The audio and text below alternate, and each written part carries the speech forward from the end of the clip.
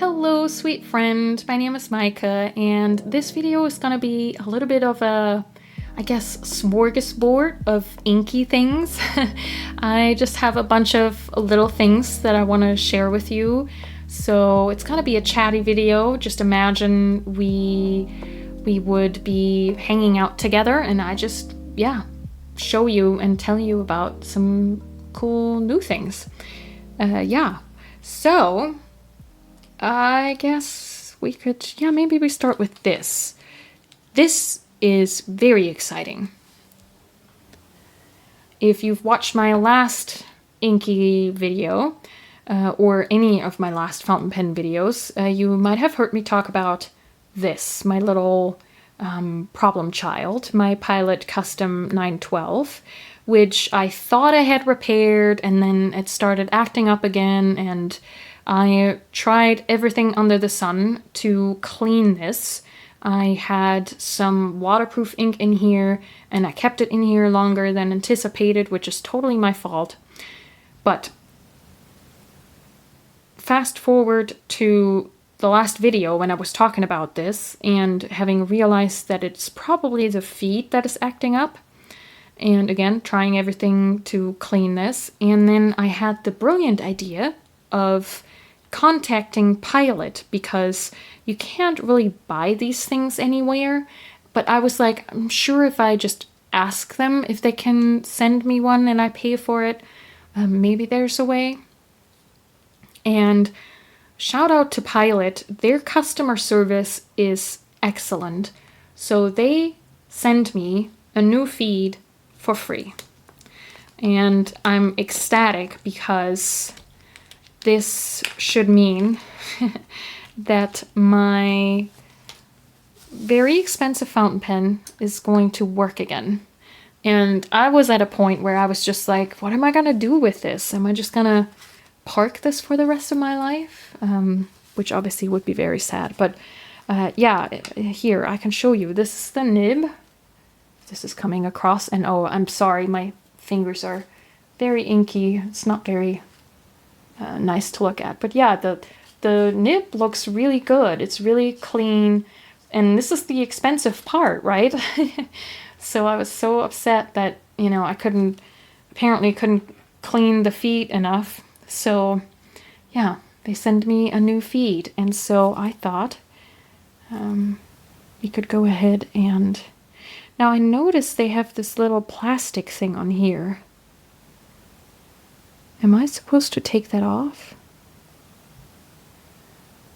Do you guys know? Oh, I don't know if this is focusing. Probably not.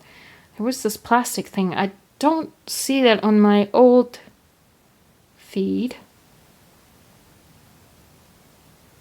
I don't know. Should I keep that on there? It didn't come with any explanation. Let's see if it fits with the plastic thing. Is that an O-ring? But I thought that's not on the feed, is it? And so this is what the pen looks like without a nib. And so this just goes in right here.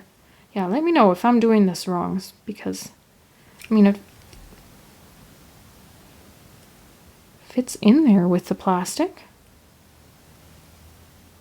Yeah, well, we'll see if this works or not.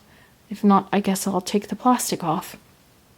But yeah, I'll let that sit and have the ink, because I left the converter in there, so we can see if that's gonna write or not.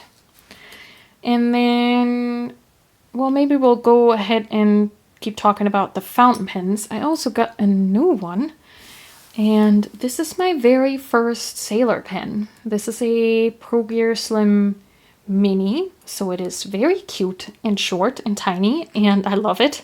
I think pocket pens are so cute. I've also noticed just how much I enjoy the diamond mini size. I don't even post these. I really like the shorter fountain pens. I'm not sure why. Also, especially for drawing, it just feels like having like a stubby pencil. I sometimes even do my Kaweco Sport without capping it and draw with it uncapped, because again, it just has that stubby pencil feeling. Really cute. This one, I mean, while drawing, while writing longer sessions, I do think I'm gonna post this or play around with posting it. But yeah, so pretty. The color is this beigey muted pink, which I think is really pleasant. And then I've obviously heard a lot about the sailor feedback, and I always thought, I'm not sure if I would like that, but I do. I don't mind it, and the sound is obviously very satisfying. So yeah, really, really exciting. I put some Sailor Shikiori, what's this called? Catrich in there. I've had these for years and years and years, and never used these. Oh, well, I used one. I tried it in a Kaweco Sport, and that didn't work. But yeah, so having fun with this, and I'm gonna keep you posted on yeah, how I'm faring with this one, but really excited. And then also new, my goodness, are these swatching tools. Yeah, let's start with this. Speaking of Sailor, I guess. This is the Hokoro dip pen. I know a lot of people have these. I always felt like, because I spend so much money on the brass Kakimori dip nib, that it would be kind of silly to buy another dip pen. But it's really hard to control this for writing. It dumps so much ink that it just, I don't know. I like this for drawing the best. So let me show you. I did some Inky cats. Some of you may have seen me draw this actually on Instagram.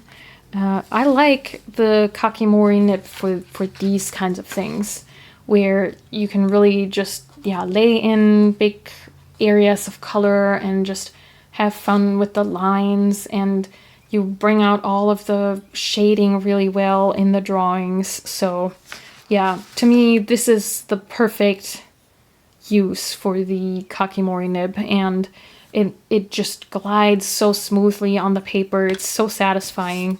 This, by the way, I can highly recommend.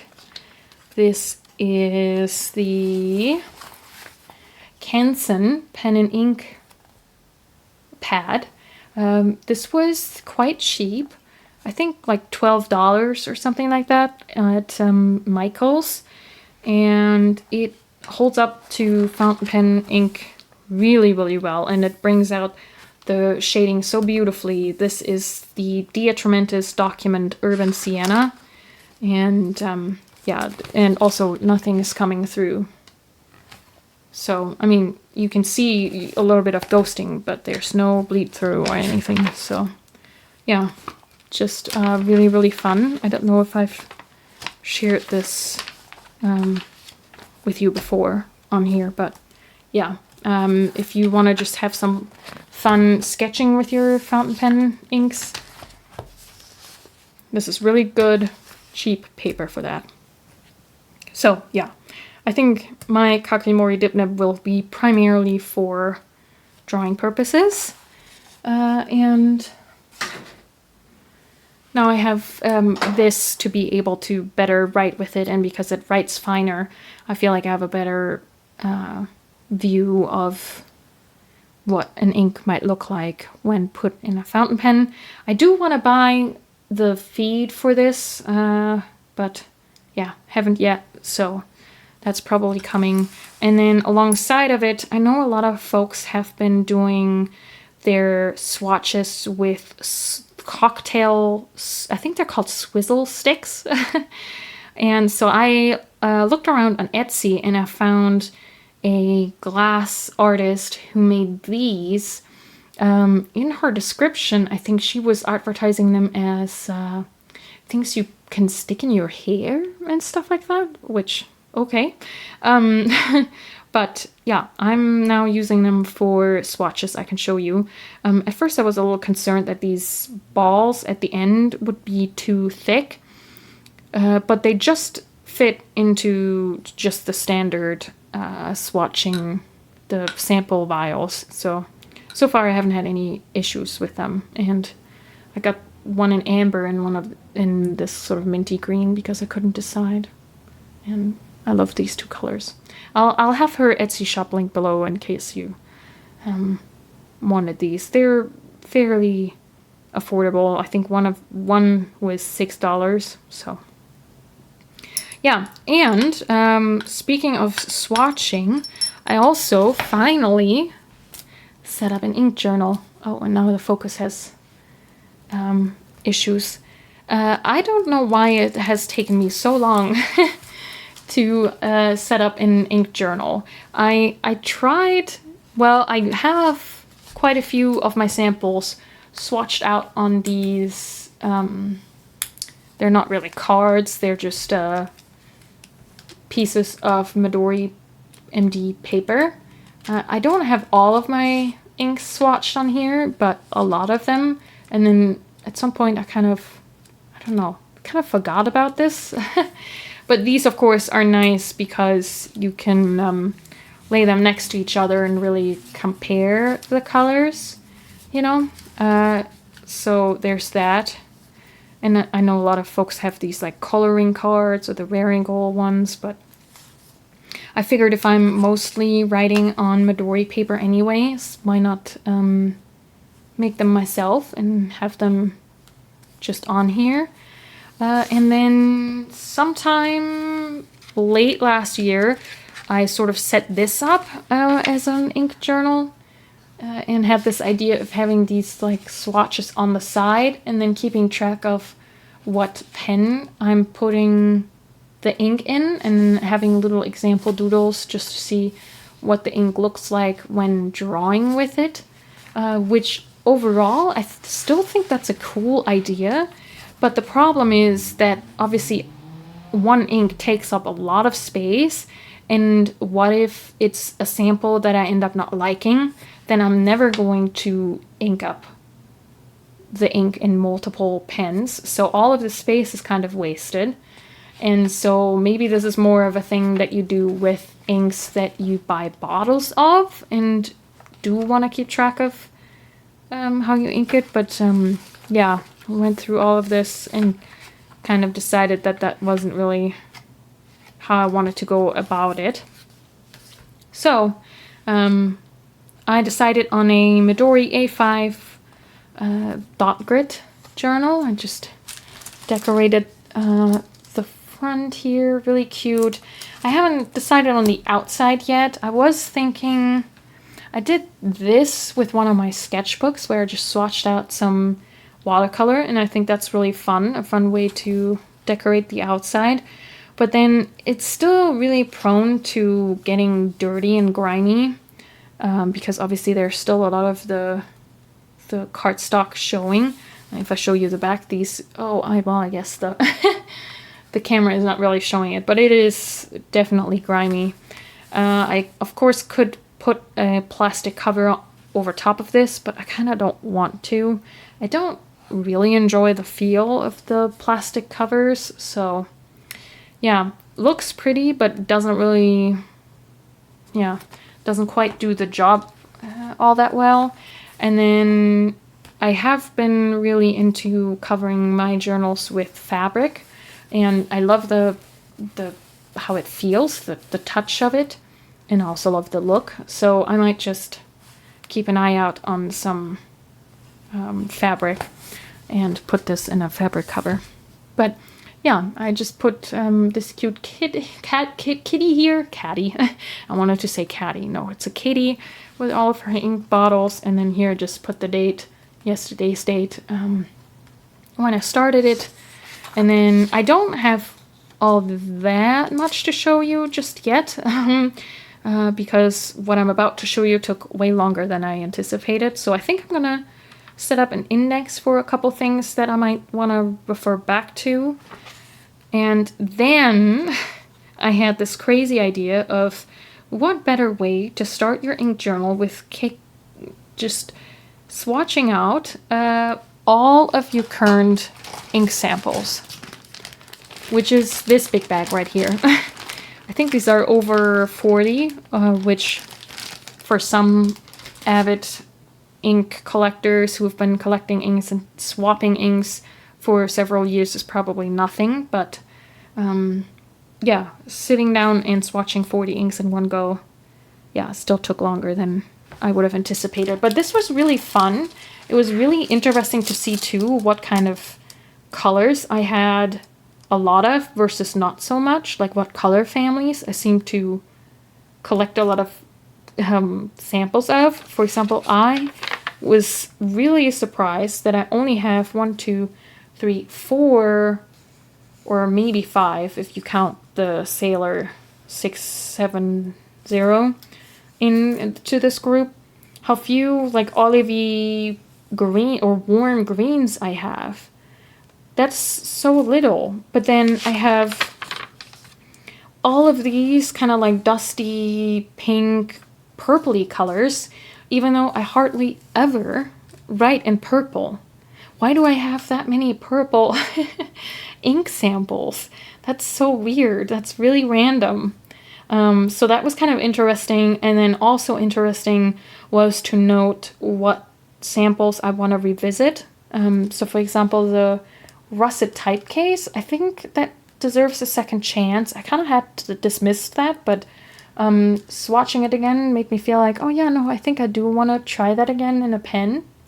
And then the other thing I noticed was there's certain samples where I'm pretty sure that I would probably never really gravitate towards putting it in a pen. And then I was like remembering Elyse from Whole Lot of Plants. I think that's her YouTube name.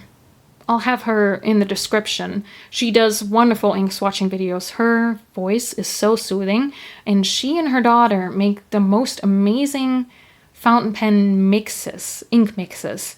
And so I was like, that's what I'm gonna do. I think every month I'm just gonna pick one of my colors here that maybe I don't feel quite excited about anymore, and pick another color that I'm not so excited about anymore.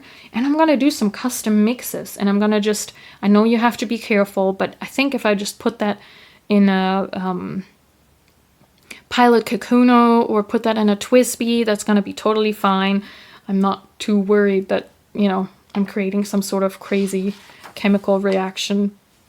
So yeah, this was really soothing to do, and also just kind of really insightful in a couple of ways. So yeah, that's kind of fun. Of course, I already have more samples on the way to me. So, you know, it's not gonna be just these, but kind of fun to just take stock in this way at the beginning of the ink journal. So yeah, and then I did do these swatches with these glass doohickeys. So I just do a big X, kind of like a flower shape, and then just do dot dot. And then the writing is done with the Hokuro dip pen. And yeah, I think that gives a really good first impression of an ink. Of course, you know, other people do swatches like this. I'm not claiming to have invented anything new here, but I really like how this has been working for me.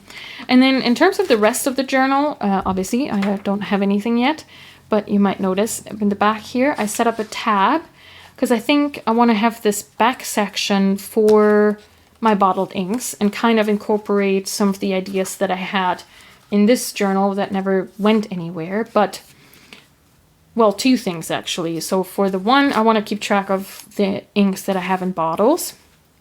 And so this is just going to be an index of my bottles. And then I want to do something that I did in a sketchbook. Oh, no, I'm having ink samples fly all over the place.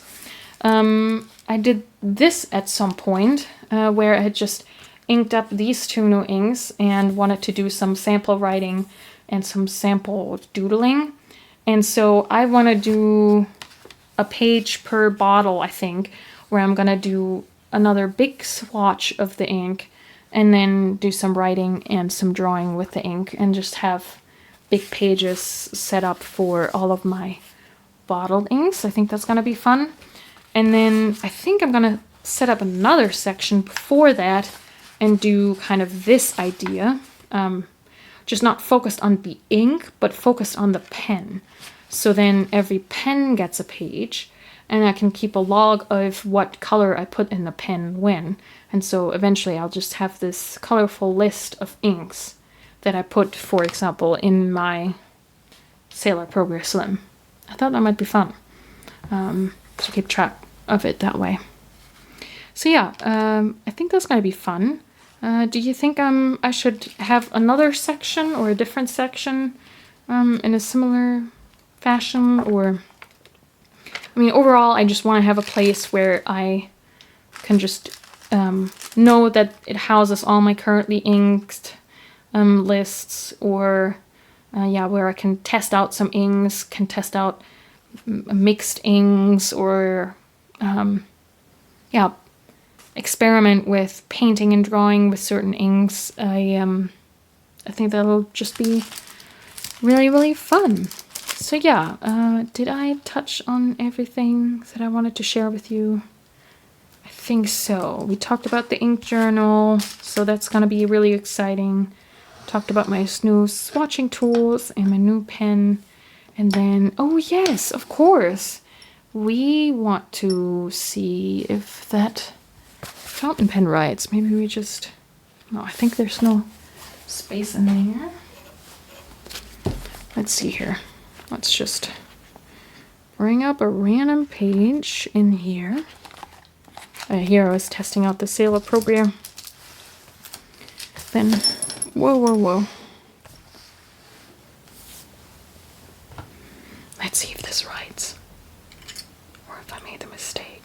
Maybe it needs longer too. Okay, nothing coming out. Maybe we need to force some ink through this.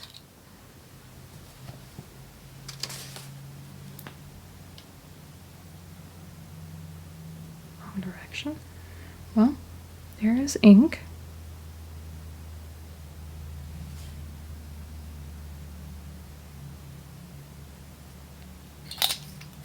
Let's see. This is inked with Tasha Tsuchi. No.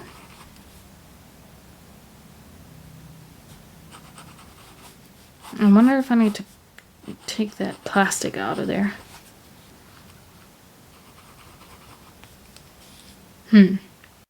Be right back. Okay, I took the plastic thing off and put it in a safe place, so if I did the wrong thing, I can put it back on. I mean, there is ink coming through now. I did sort of force some ink through as well, but yeah, let's see here. Aha! Now, I have learned that one has to be careful with being hopeful, because sometimes when I force the ink through, it would be fine with the old feed as well. So there's a little bit of patience that I now have to exercise and see if it is still gonna write tomorrow. Let's zoom you in closer. But yeah, this is smooth. And yeah, getting a lot of ink out even if I do the thicker stroke. This is a soft, fine, medium nib, so it has quite a bit of give. Yeah, it is keeping up though. Oh, exciting. So yeah, hopefully that'll just keep doing this. Because yeah, I love it. It's not the most exciting pen from the outside, but that nib is my favorite for sure. So yeah, maybe I'll zoom you back out a little. Yeah, and then do you want to hear a little bit of sailor feedback goodness is what I wanted to say. My goodness, I can't talk today. Yeah, I really wouldn't have expected to like this. Now I really want to try one of their 21 karat nibs because I've heard they have a little bit more bounce, and apparently I like bounce. So yeah, that's all of the updates today, I think. I know it was a little bit all over the place, but I wanted to share those things with you. And like I said, I have some more samples on the way to me from Yoseka. So we're gonna have a little fun swatching session soon. So yeah, thanks so much for sharing this time with me, and until next time, happy journaling.